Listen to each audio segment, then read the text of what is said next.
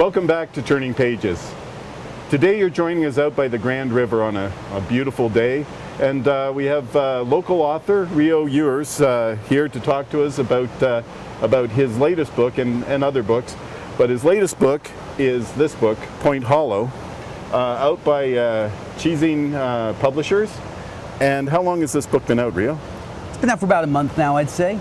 Yeah, it's been doing very well, getting great reviews across the board, which is always good. And this is your third book? Yeah, it is actually. Yeah, it's my second book with Cheesing and my third book overall. Yeah. And have you been doing promotion for the book? Have you been traveling around? I understand you were at something, they do something called the Cheese Series, which is kind of interesting for a relatively small publisher. They tend to hold events across the country and they invite authors to read? That's right, yeah. Cheesing nationwide.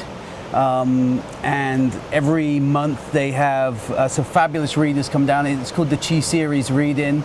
It's in Toronto every month. It's in Winnipeg, Ottawa as well. They've had them out in Vancouver, and they get some really big name authors come along. The one I just went to had Andrew Piper, who's a fabulously well-known Canadian horror author, as well as Nick Cutter, who's beginning to make really big waves in the horror industry right across North America. That's the pseudonym of Craig Davidson, who's a Giller Award-nominated author.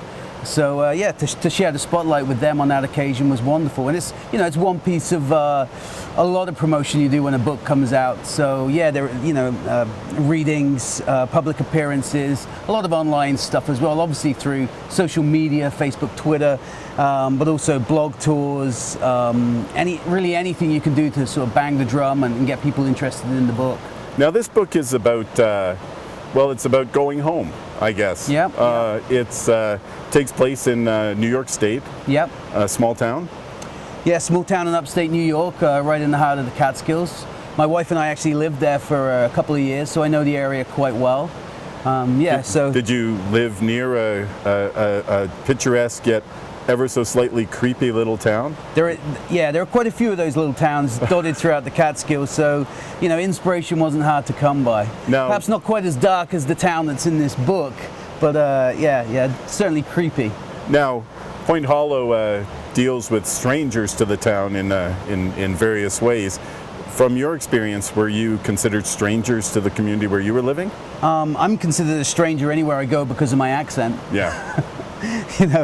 So I'm often asked, "Hey, you're not from around here, right?" So but everybody in New York, right across the states, whenever I've traveled, obviously here in Canada as well, more than friendly. So I was never made to feel like a stranger.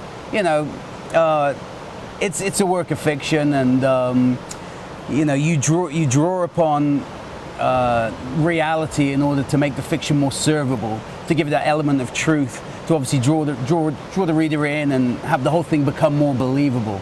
Now it's a very dark story, and a dark story about I guess compulsion and being influenced by outside forces, and perhaps even if you look at it from a more psychological point of view, being influenced by your own demons as well. Yeah, absolutely. Yeah, it's definitely about searching for answers, looking inside, and oftentimes looking for the darkness inside in order to really to work your way through it and find the light. So yeah, it's a journey. It's a journey, and the darkness in this book is a haunted mountain that overlooks this town of Point Hollow. But that could serve as a metaphor for many things, many darknesses that people carry throughout their lives. Yeah, I like the whole idea of the whole town living beneath the shadow of this mountain, and the town continuing to pay for bad decisions in the past. That's right, yeah. Now, I finished and really enjoyed Point Hollow, so much so that I went looking for your other book. When I was looking at reviews for Point Hollow, Westlake Soul garnered tons of great reviews. Anybody who's read it seems to have enjoyed it. So I haven't read it yet, so tell me a bit about it. Westlake Soul is the story of a former surfing champion, 23 years old. His name's Westlake Soul, and he suffers a terrible accident while surfing in Vancouver, on Vancouver Island, and goes into a permanent vegetative state. So he has no response to stimulus.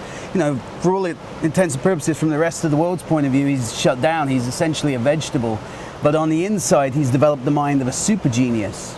He just can't articulate this, so nobody really knows what's going on in his mind, and he has to use this newfound super genius to find a way out of his permanent vegetative state before it's too late. And the book is constantly dotted with battles with someone called Dr. Quietus, who is this representation of death. And a lot of it's done in comic book style. So Westlake represents life and hope and pushing forward, and whereas Dr. Quietus is this ever-looming figure of death that's always in the background. Shoulder. Yeah. Oh, great! What a great premise. It's got some fantastic reviews. Really proud of this little book, and again, Cheesine Publications, you did such a wonderful job with publishing it. I'm very proud of it, and yeah, it's just one of those books I'm extremely proud of, and I think I will be for many more years to come. Well, like you said to me, if you had a book to pick to pass on to your grandchildren, it would be this one so far. Yeah, and I certainly wouldn't want to discourage viewers from buying Point Hollow. Yeah. But if they were going to pick up one of my books, you know, I would certainly point them at Westlake Soul first. It's also more accessible. Not everybody likes horror stories, and while Westlake's dark, there's certain elements of levity to it to keep the narrative flowing. Yeah. Westlake's, you know, although he's in this permanent vegetative state, he's an upbeat guy, he's a lovable, friendly guy, and that comes through in his narrative. Yeah, did you have any particular challenges? Because it sounds like it'll be mostly written inside his head. Yeah, it is. And so it sounds like there'd be some particular challenges. Are you able to use dialogue to the same degree that you can use dialogue to move a story forward? Yeah, one of his abilities as a super genius is he can leave his body, he can sort of astral project, so he can see what's going on around him. It is told in the first person, so everything is told from Westlake's point of view. And it was full of challenges. There was a lot of research to do for this book, but all the more rewarding, I think, because of that, and hopefully all the more rewarding for the reader too. Well, and it sounds like it's a foundation that you, with your writing, can always look back to and use to build upon as you move forward. Yeah, absolutely. It was a great experience. With every book, with every word you write, you gain experience. You get better at the craft, and books that test you as an author and test you as a reader can only serve to enhance, you know, your craft overall. Now, speaking of moving forward, you're currently working on another book. And you have a publishing deal where you've got 2 books that you're contracted for. Yeah. And tell us a bit about that. Yeah, I just signed a 2-book deal with Macmillan, a major New York publisher, an imprint, Thomas Dunn Books. I'm working on the first book at the moment. I very nearly finished it. It's about a girl who can steal memories, and yeah, I'm very excited about it. It seems to be going quite well. Obviously a little bit nervous as well because it's still in the sort of work in progress stage, but it seems to be moving along quite nicely, and I hope to finish it very soon. Now, do you have a working title that you can share with us? The working title, it won't be the final title of the book. I'm thinking I'm going to call it Red Bird.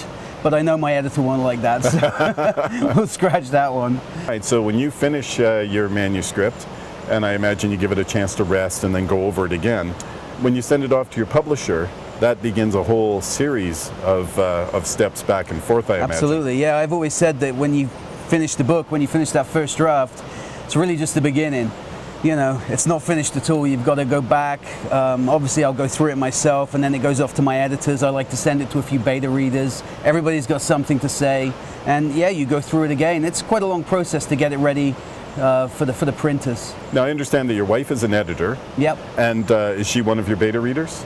Or is she your alpha reader? Yeah, she's one of my beta readers. She's actually my first reader for pretty much everything I do.